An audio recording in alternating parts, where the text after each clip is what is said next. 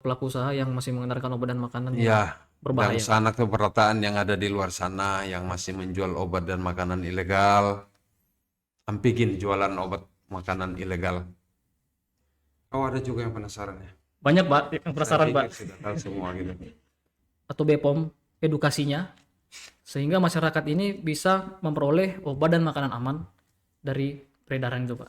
Nah, tetapi dari segi sudut pandang konsumen, jadilah konsumen cerdas dengan selalu ceklik. Kita bisa mengamankan uh, karisoprodol dalam jumlah sangat besar. Kalau saya tidak salah dulu itu nilainya sampai sekitar 45 miliar. Jadi daripada bayar konsultan, lebih baik ambil konsultan dari Balai Besar POM di Banjarbaru. Gratis. Gratis. Nah, itu Tidak ada uang terima kasih, tidak ada uang pulsa, cukup kirim WA, dan kita harus mengisi dan mengganti hoax menjadi berita yang benar.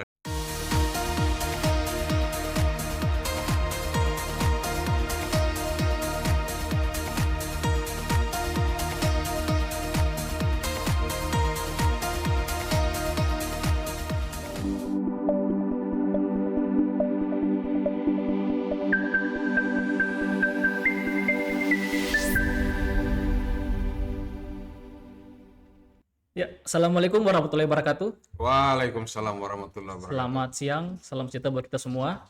Sobat BPOM dimanapun Anda berada, kita bertemu lagi di episode pertama podcast Ujar BPOM. Sebelumnya kami ucapkan terima kasih kepada Sobat BPOM yang sudah mengklik video ini. Jangan lupa terus komen, like, share, dan subscribe channel YouTube BPOM di Banjarbaru. Kita juga punya akun Instagram, jangan lupa di follow untuk terus update informasi terkait obat dan makanan. Sobat BPOM, kali ini tema episode pertama kita adalah terkait dengan lebih dekat dengan Balai Besar POM di Banjarbaru. Hari ini sesuai dengan tema yang kita tetapkan, kita kedatangan tamu spesial yaitu Bapak Kepala Balai Besar POM di Banjarbaru, Bapak Dr. Andus Leonard APTMM. Selamat siang Bapak, selamat datang. Selamat siang. Jadi kita akan berbincang-bincang hari ini terkait dengan tugas dan peran Balai Besar POM di Banjarbaru, kemudian membahas edukasi obat dan makanan yang aman, inovasi Balai Besar POM Banjarbaru, beserta pengalaman pribadi Pak Leo dalam memimpin Balai Besar POM di Banjarbaru. Sebelum kita masuk ke topik Pak, mungkin banyak yang penasaran dengan sosok Pak Leo. Oh, ada juga yang penasaran ya. Banyak Pak yang penasaran Saya pikir Pak. sudah tahu semua gitu. Mungkin bisa cerita sedikit Pak, bagaimana perjalanan karir Bapak hingga sekarang ini sampai di memimpin Balai Besar POM di Banjarbaru Pak. Baik, terima kasih. Assalamualaikum warahmatullahi wabarakatuh. Waalaikumsalam warahmatullahi Salam wabarakatuh. sejahtera untuk kita semua.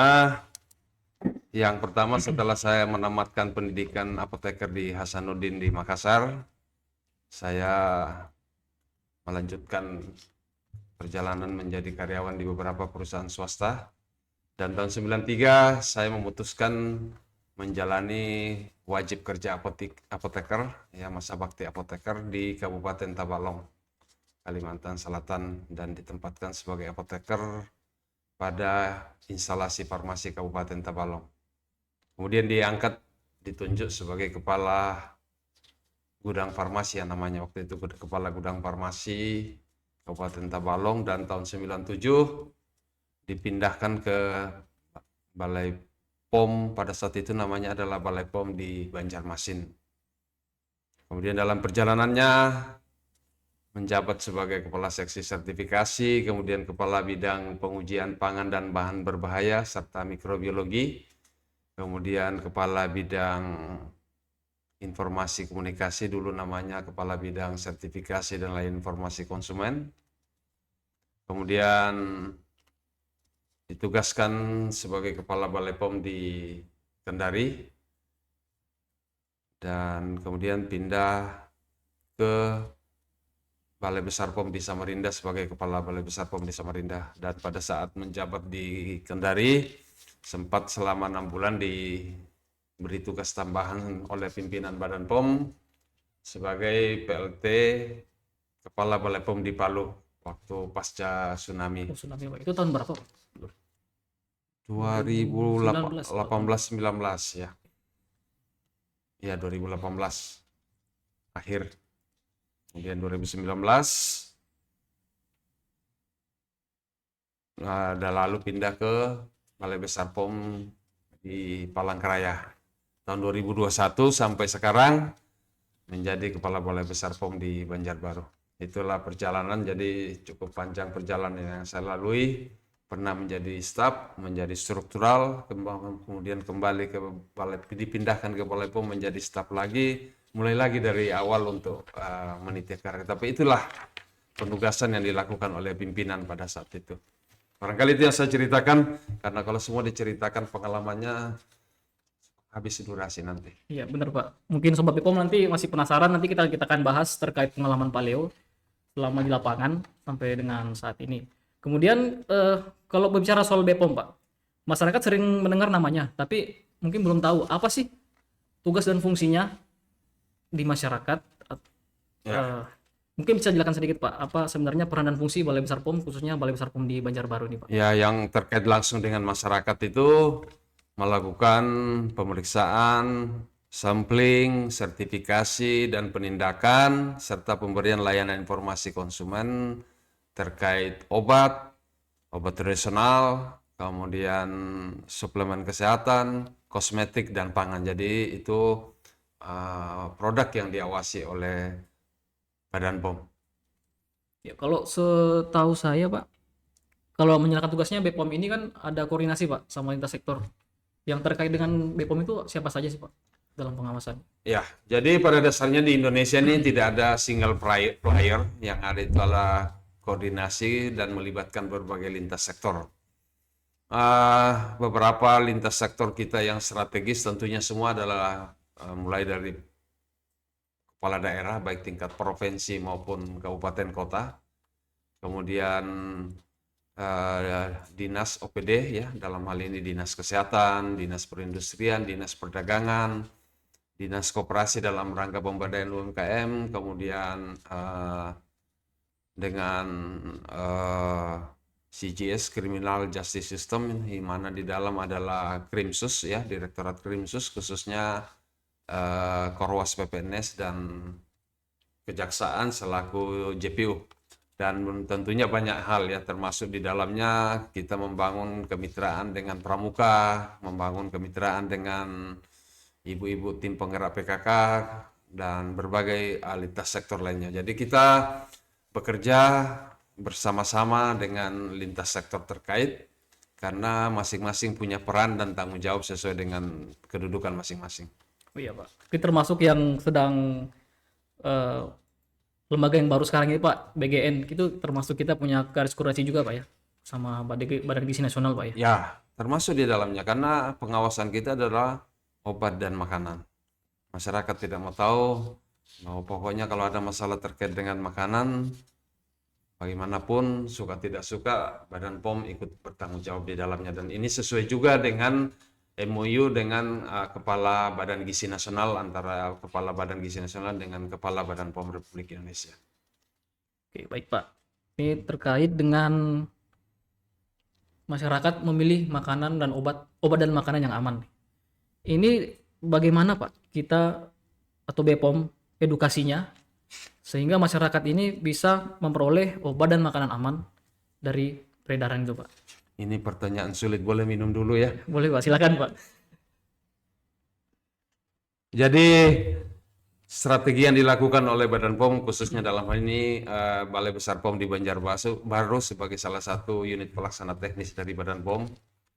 Pemberdayaan masyarakat itu penting, kita melakukan KIE atau pemberdayaan dan pendampingan kepada pelaku usaha. Tetapi dari segi sudut pandang konsumen, jadilah konsumen cerdas dengan selalu cek kemasan, label, izin edar, dan kedaluarsa. Pastikan label dalam dibaca dengan baik, perhatikan aturan pakai, aturan penyimpanan. Kemudian terkait dengan kemasan, ya pastikan kemasan tidak berkarat, tidak cembung, tidak penyok, tidak bocor ya, dan lain-lain. Pokoknya kemasan dalam keadaan baik, utuh. Kemudian izin, pastikan produk obat dan makanan yang akan dikonsumsi adalah sudah yang memiliki izin edar. Dan yang terakhir adalah kadaluarsa. Pastikan produk obat dan makanan yang akan dikonsumsi adalah produk yang belum kadaluarsa. Oh iya. Jadi Sobat BPOM jangan lupa tadi yang disampaikan Pak Leo, sebelum kita membeli produk obat dan makanan, jangan lupa cek kemasan, label, Izin izin edar edar, dan kadaluarsa. kedaluarsa. Ya.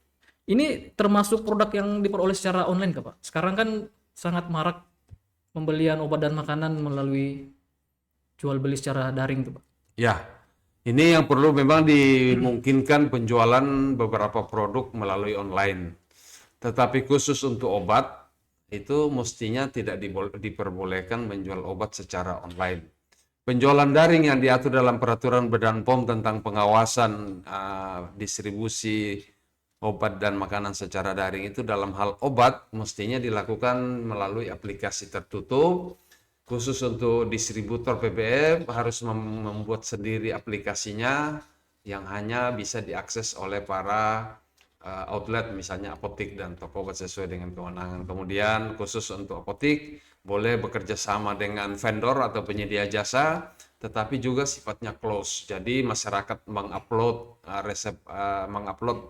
resepnya, kemudian dilayani obatnya di apotik, kemudian diantar ke si pasien. Pasien. Dan pada saat diantar, resep asli mestinya diserahkan.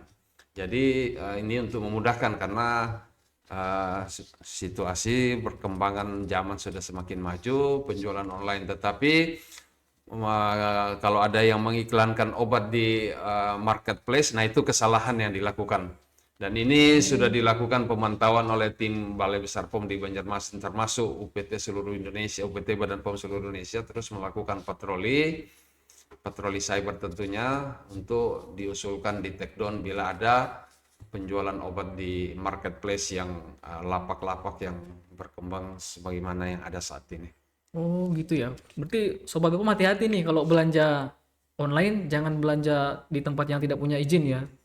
Biasanya kan kalau di Tokopedia, Shopee itu biasanya ada yang ini Pak. Ya, Maaf sebut merek. Ada yang menjual obat secara bebas. Jadi harus dipastikan Sobat BPOM membeli dari toko yang sudah memiliki izin. Ya, kemudian kita kembali ke Balai Besar POM Banjarbaru Pak. Untuk sampai saat ini inovasi-inovasi apa saja sih Pak yang sudah dikembangkan Pak terkait pengawasan obat dan makanan Pak? ya, terkait dengan pengawasan obat dan makanan cukup banyak inovasi yang sudah dilakukan. Yang pertama itu adalah kelompok laboratorium keliling yang disingkat dengan Kerling. Ini untuk menjangkau masyarakat yang ada di pesisir sungai, khususnya sungai yang menjadi Pasar Terapung yang menjadi destinasi wisata. Jadi kita melakukan sampling dan pengujian pangan di sana serta pemberian informasi terkait obat dan makanan. Kemudian juga inovasi yang dilakukan yaitu percepatan layanan pihak ketiga khususnya sampel pihak kepolisian ya di mana kita mempercepatnya menjadi 1 kali 24 jam setelah sampel diterima di laboratorium. Ini perlu didorong karena kita perlu mendukung upaya pemberantasan penyalahgunaan narkotika dan bahan berbahaya sehingga kita perlu agar kepolisian di dalam melakukan tindakan khususnya penahanan semuanya dilakukan atas kepastian. Kemudian juga kita melakukan ada namanya Gani UMKM, kemudian kita tingkatkan menjadi Kayu Baimbai UMKM. Oke, ya ini Gani UMKM dan Gani UMKM itu adalah masyarakat menyampaikan mengajukan diri untuk dilakukan pendampingan secara gratis. Kemudian kita tingkatkan menjadi KUMB ini artinya kerjasama dengan lintas sektor dalam memperkuat UMKM karena melalui Gani UMKM target outputnya adalah pelaku usaha mendapatkan izin edar. Tetapi izin edar bukan segala-galanya, tetapi faktor dasar untuk mengembangkan usaha. Tetapi suka tidak suka dalam dunia real, dunia marketing sangat diperlukan. Salah satunya adalah bagaimana memperbaiki packaging atau kemasan agar menarik dan itu yang kita kerjasamakan dengan lintas sektor, khususnya dari Dinas Perindustrian dan Perdagangan. Bagaimana mereka membantu dalam desain label, kemudian beberapa kabupaten kota sudah menyiapkan rumah kemasan. Jadi pada dasarnya cukup banyak yang sudah dilakukan.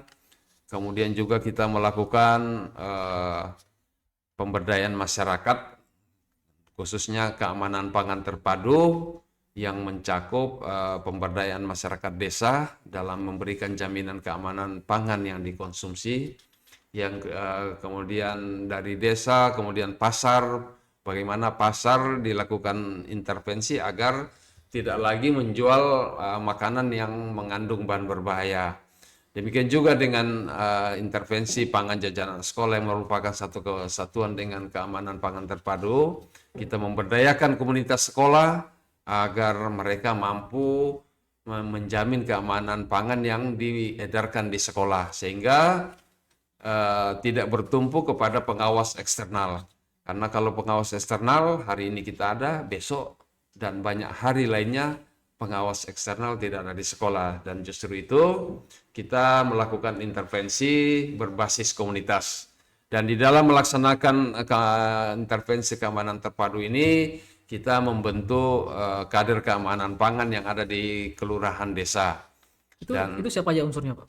Unsurnya ada Karang Taruna, ada tim penggerak PKK, kemudian dari guru, dari berbagai komponen yang ada, komponen masyarakat yang ada di desa.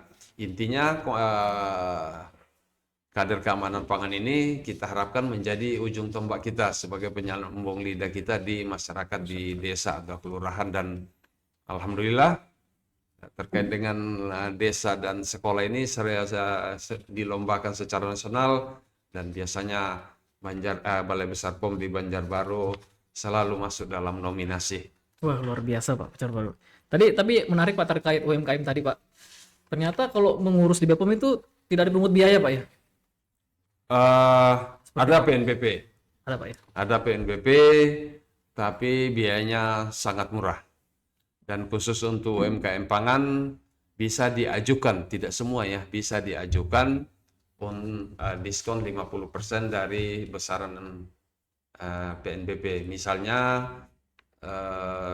PNBP-nya 100.000, walaupun sudah cukup kecil, bisa diajukan menjadi sisa Rp50.000. Tetapi PNBP wajib dipungut, dan saya kira biayanya tidak terlalu mahal.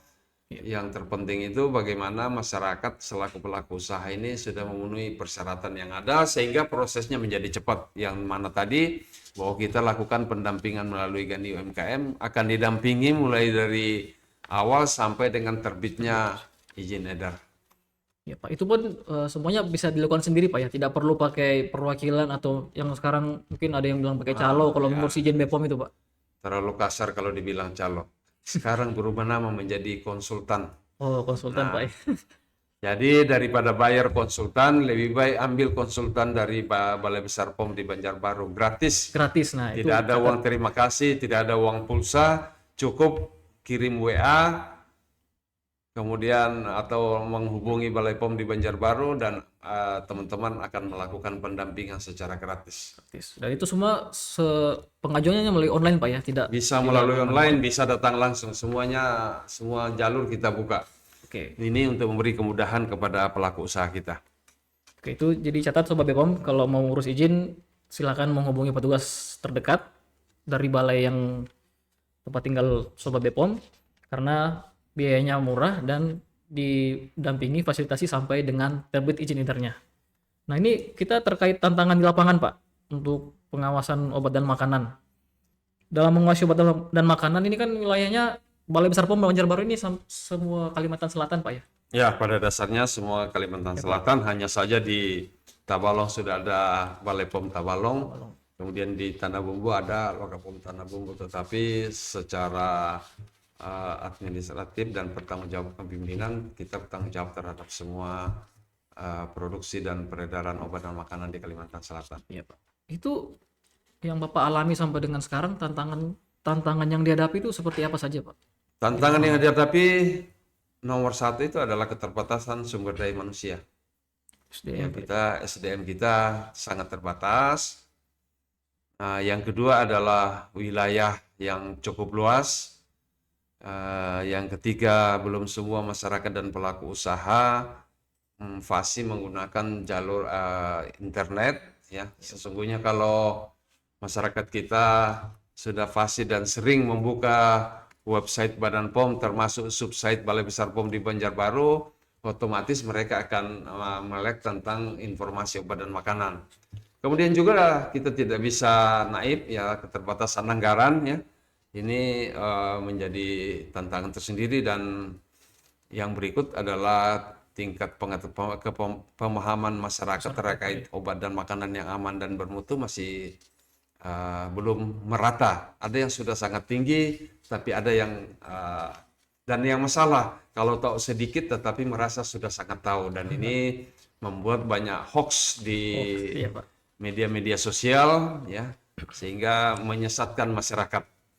Itu beberapa tantangan, termasuk juga ya karena kurangnya pemahaman masyarakat masih beredarlah obat dan makanan yang ilegal. Dan ini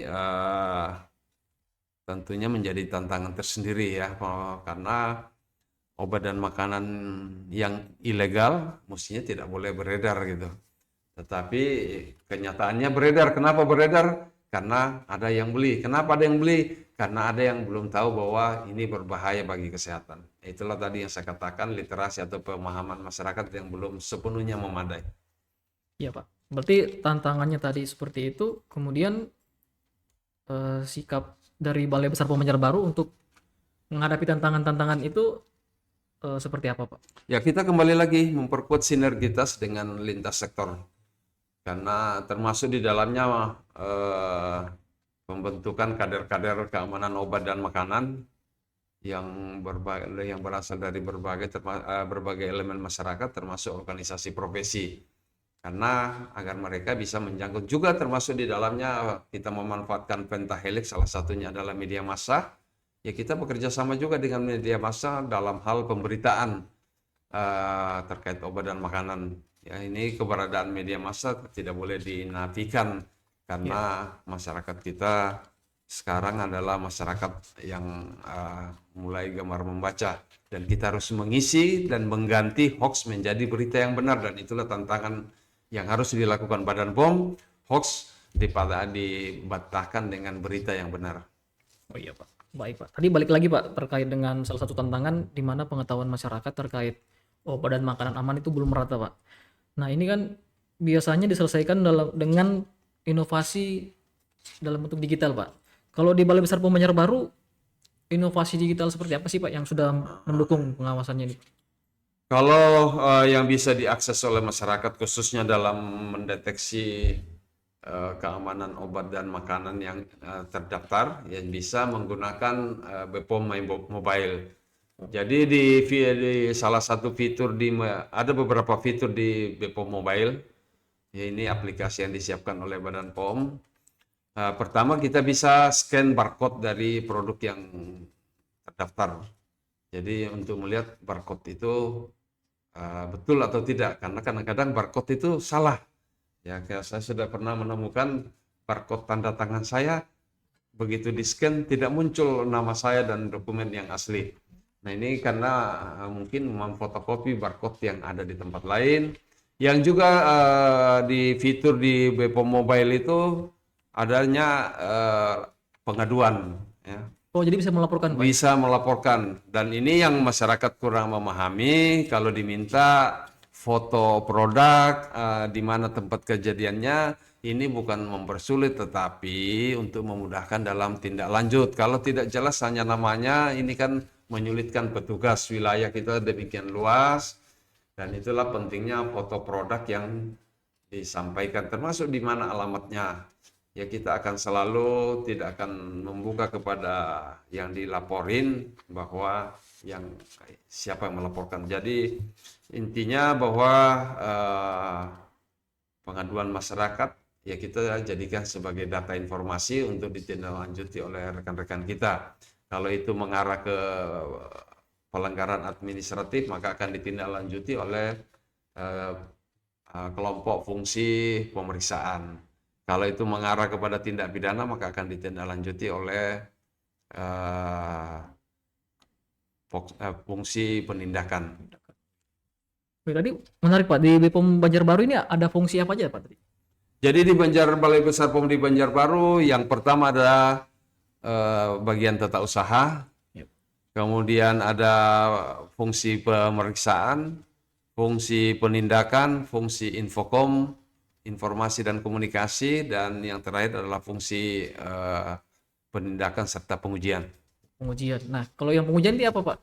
Pengujian itu Yang diuji adalah apa, Pak, sebenarnya? yang diuji adalah sampel yang Sampel. dibeli oleh rekan-rekan dari fungsi pemeriksaan, dibeli kemudian diserahkan ke laboratorium untuk dilakukan pengujian dalam rangka pemastian mutu. Oh, berarti selain produknya diawasi di pasar juga dilakukan sampling, Pak ya? Dibeli untuk diuji, Pak ya, untuk mengetahui aman atau tidaknya, Pak ya? Ya, jadi pengawasan selama beredar itu kita melakukan pengawasan pertama itu terkait dengan pengawasan sarana apakah masih konsisten menerapkan cara produksi atau cara distribusi obat dan makanan yang baik. Yang kedua, kita lakukan pembelian sampel untuk diuji di laboratorium. Tentunya ini dilakukan secara acak. Kemudian juga kita lakukan pengawasan periklanan dan penandaan karena kadang-kadang ada iklan yang menyesatkan. Oh ya, Dan tadi yang ini di media online itu, Pak ya? ya di media online atau di mana secara manual konvensional juga ada pengiklan tertentu, semua jenis obat bisa diatasi gitu ya, semua jenis penyakit bisa Bisa diatasi. Ini sesuatu yang masih di luar nalar. Itu berlebihan, Pak ya? Ya, berlebihan, bisa mengobati hipertensi, pada sisi yang bersamaan bisa mengobati hipotensi. Contoh, kemudian ini mana mungkin satu Iya, satu produk bisa hipertensi. menurunkan tekanan darah, bisa menaikkan tekanan darah juga. Ya, belum lagi obat-obat yang tanpa didukung data klinis mengklaim anti kanker gitu ya. Boleh saja mengklaim anti kanker sepanjang didukung dengan uji klinis. Oke, berarti tadi penegasan fungsi BPOM salah satunya untuk memastikan produk yang beredar di masyarakat itu aman, Pak ya? Ya, Iya, siap. Pak, kemudian ini kita eh, ke pengalaman pribadi, Pak. Sempat kita bahas di awal terkait pengalaman Bapak di BPOM. Kalau boleh tahu, adakah pengalaman pribadi yang paling berkesan, Pak, sampai dengan saat ini memimpin pengalaman BPOM? pribadi yang paling berkesan bagi saya yaitu bagaimana memberdayakan UMKM yang tadinya betul-betul tidak berdaya dan pada akhirnya punya izin. Ini menurut saya sesuatu yang sangat berarti karena membantu orang lain. Ya, jadi beberapa pelaku usaha ya kita dampingi mulai dari nol dan pada akhirnya bisa mendapatkan izin edar. Pengalaman lainnya ya mungkin juga terkait dengan penindakan pemberantasan obat ilegal ya dalam jumlah yang sangat banyak, kemudian kegiatan-kegiatan lain tentunya. Tetapi ya memang pengalaman pribadi saya akan lebih menonjol kalau ditanyakan terkait dengan pemberdayaan masyarakat dan upaya penindakan obat dan makanan ilegal. Ya, Pak, tadi menarik tuh, Pak, terkait penindakan. Berarti ada produk atau badan usaha yang kita tindak itu bentuk perlakuannya seperti apa, Pak? Ya kalau itu dalam upaya penindakan ini kalau cukup unsur dan layak serta patut ya kita ajukan kita proses secara pro justisi, artinya kita akan berkas sebagai suatu lakukan pemberkasan sebagaimana orang menangani kejahatan, kemudian kita sampaikan berkas kepada jaksa penuntut umum melalui koordinator dan pengawas PPNS Balai Besar Polri Banjarmasin, dalam hal ini Kasih Korwas PPNS, Direktorat Reserse Kriminal Khusus di Kepolisian Daerah. Oh, berarti ada ini, Pak ya, ada koordinasi sama kepolisian, Pak ya? Ya, otomatis karena sesuai dengan KUHAP ya kita masih tunduk pada KUHAP bahwa PPNS Badan POM di bawah koordinasi dan pengawasan penyidik Polri. Nah, ini menarik, Pak, terkait pengalaman Bapak terkait di bidang penindakan, ada nggak peristiwa yang yang cukup istilahnya ekstrim lah dalam proses penindakan obat dan makanan yang berbahaya ini, Pak? Ya itu banyaklah ya. Kita bisa mengamankan karisoprodol dalam jumlah sangat besar. Kalau saya tidak salah dulu itu nilainya sampai sekitar 45 miliar. Dan pernah juga kita mengalami pengalaman yang tidak menyenangkan ya. Itu seperti apa itu, Pak? Ya tidak menyenangkan itu kita melakukan penindakan tetapi kita dikeroyok oleh masyarakat satu kampung. Nah, itu tantangan. Kenapa mereka melakukan itu? Karena mereka hidup berdampingan bersama-sama dan mungkin ada di antara mereka yang hidup dari kegiatan bisnis itu. Sehingga ketika kita lakukan penindakan, ini menjadi tantangan tersendiri. Dan itulah tugas penyidik bagaimana melakukan pengendalian situasi agar penindakan tetap jalan, karena kita tidak boleh kalah dengan pelaku kejahatan. Ya tentunya boleh mundur untuk melangkah 2 langkah ke depan lagi. Ya jadi bukan mundur lalu tiarap gitu. Kalau Iya. tiarap itu artinya kita memberi kesempatan kepada penjahat di bidang obat dan makanan. Oh iya, Pak. Ini mungkin yang belum diketahui Sobat Bepom ya. Mungkin sudah banyak Pak ya produk-produk yang kita amankan termasuk orang-orang yang kita bilang terlibat di kejahatan obat dan makanan ini yang sudah kita proses sampai sejauh ini Pak. Ya cukup banyak karena kita secara indikator kinerja kita dapat target minimum perkara yang harus ditangani setiap tahun. Tapi alhamdulillah rata-rata ya kalau kita di target 6 biasanya perkara kita 7, di target 10 biasanya lebih 10 gitu. Karena apa? Untuk memberikan kinerja yang terbaik. Apakah semua kejahatan sudah bisa dihentikan? Tentunya belum. Itu tadi saya katakan bahwa kita mengalami keterbatasan rentang kendali wilayah yang sangat luas. Yang kedua, keterbatasan anggaran dan sumber daya yang ada. Ya. Berarti tadi balik lagi Pak ya, itu peran masyarakat sangat diperlukan Pak ya untuk mendukung tugas Bepom untuk mengungkap produk-produk yang beredar di masyarakat yang tidak aman seperti Oh itu. ya, sangat sangat besar peranan masyarakat. Karena kita tidak mungkin mengetahui, menelisik setiap wilayah yang ada di Kalimantan Selatan. Justru itu kita sangat mengharapkan partisipasi aktif dari masyarakat agar bisa memberitahu, melaporkan bila ada penyalahgunaan atau pelanggaran di bidang obat dan makanan yang terjadi. Kemudian juga kembali lagi bahwa masyarakat, kalau itu masyarakat kita sudah sadar dan cerdas, maka peredaran obat dan makanan yang tidak memenuhi persyaratan keamanan dan mutu ini tidak akan beredar. Ada obat dan makanan yang tidak memenuhi persyaratan ini masih beredar karena ada yang beli. Kalau tidak ada lagi yang beli, maka tidak akan ada lagi yang menjual. Selama masih ada demand dan supply, maka transaksi akan selalu terjadi. Kalau salah satu dihentikan, misalnya ada yang mau beli tapi supply-nya dihentikan, tidak ada transaksi. Supply banyak tapi tidak ada demand, tidak ada yang membutuhkan, maka transaksi juga tidak terjadi. Dan akhirnya dia akan berhenti menyuplai. Karena tidak mungkin ada orang menyuplai tanpa ada pembeli. Oh. Ini berarti termasuk yang termasuk yang penyalahgunaan obat di masyarakat itu termasuk diawasi juga Pak ya? Ya, jadi yang kita awasi adalah produknya ya.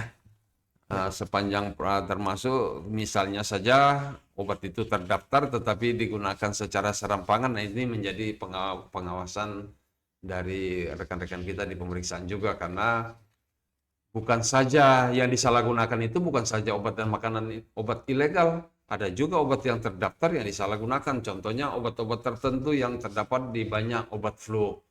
Ya kalau dihitung-hitung jangan-jangan semua warga Kalsel ini flu semua ini.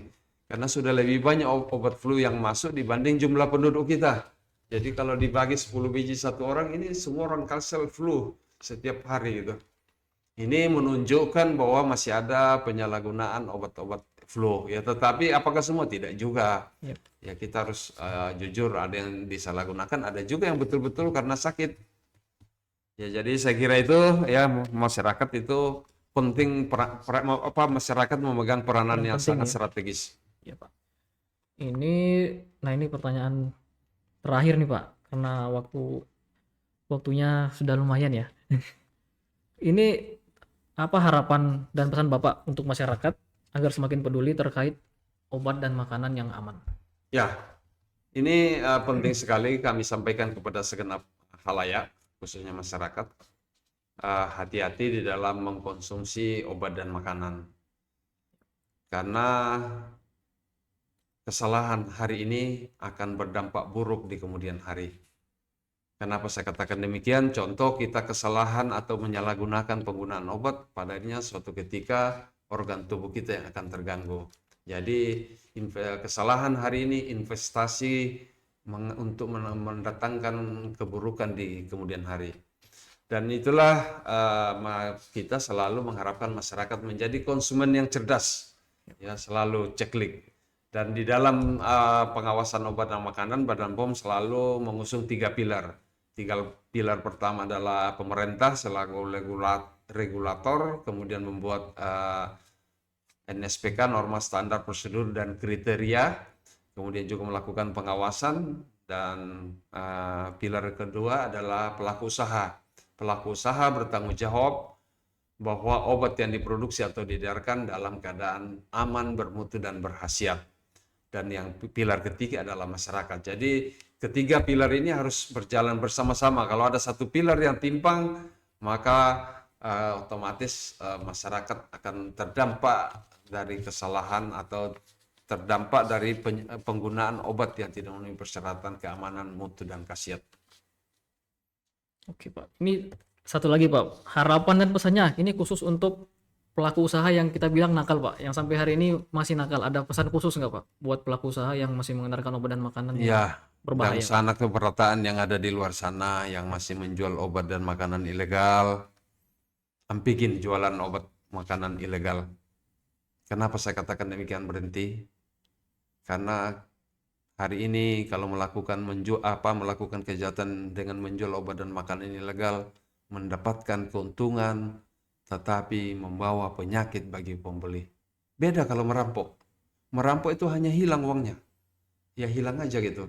Tapi kalau menjual obat dan makanan yang ilegal, yang berbahaya bagi kesehatan, masyarakat kehilangan duit. Yang kedua, suatu ketika akan sakit. Kesehatannya Jadi itu yang saya katakan, berhentilah menjual itu. Ini demi Indonesia yang makin maju. Ya, Pak. Jadi Sobat Bepom, keamanan obat dan makanan itu bukan cuma tanggung jawab Bepom ternyata. Ini tanggung jawab kita bersama. Ya, jadi luar biasa sekali obrolan kita hari ini dengan Bapak Leonard Duma dari peran Balai Besar BPOM di Banjarbaru.